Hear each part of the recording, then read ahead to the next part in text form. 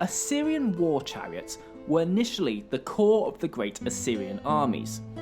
Assyria was the first nation to have a professional army, and like many other empires of the early Iron Age, much of their military might revolved around the mighty war chariot.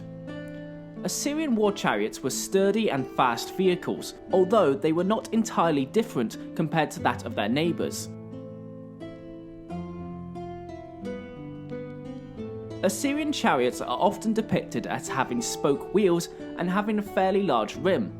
However, again, this is hardly anything out of the norm for the time.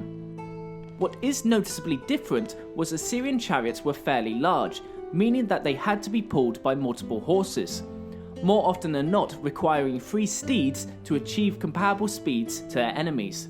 Gradually, the Assyrian war chariot grew to be so large that it required an extra horse to pull. Having large wheels meant that the chariot could support a large amount of weight.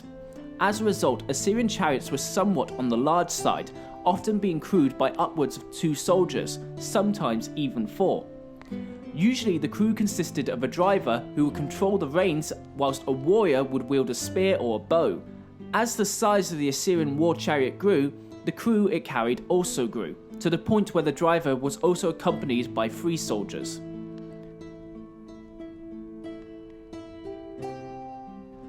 When in battle, the driver and the warriors had multiple options regarding how they would engage the enemy. They could comfortably use the chariot as a mobile firing platform, peppering the enemy with arrows. If the enemy came close, they could simply retreat a little further back. This was made easier by the fact that the soldiers didn't need to drive the chariot, thus they could focus on simply firing at the counter-charging enemy, whilst the driver ensured that they were always at a safe distance. If the battle line of the enemies was proving to be an issue and multiple waves were failing to make a dent, the Assyrian war chariot could then effectively be used as a fast battering ram. The soldiers on board would put down their bows and pick up their spears. The chariot would then hurtle towards the enemy at top speed. Their foe's instinct to get out the way of the incoming mass of horse, wood and spears would then kick in, and if it didn't, the enemy would be trampled to death by the chariot. The weight of the chariot would usually be enough for the enemy's line to break after a decisive charge, or at least after a few cycle charges.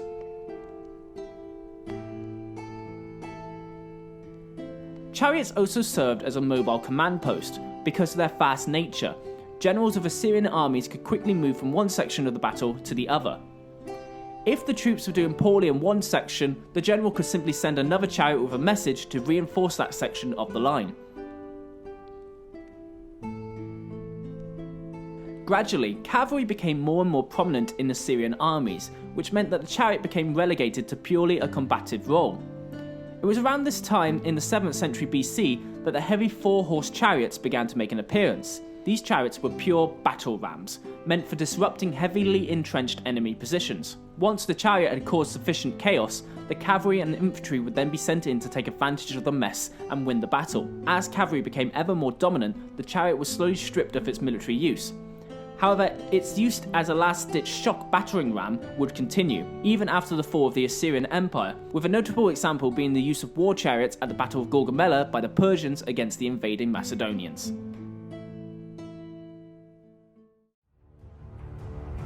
Thank you for watching and listening to our videos. Be sure to like, comment and subscribe if you've enjoyed. All sources are listed and linked in the description below. I've been the Ancient History Guy, and as always, I'll be seeing you later.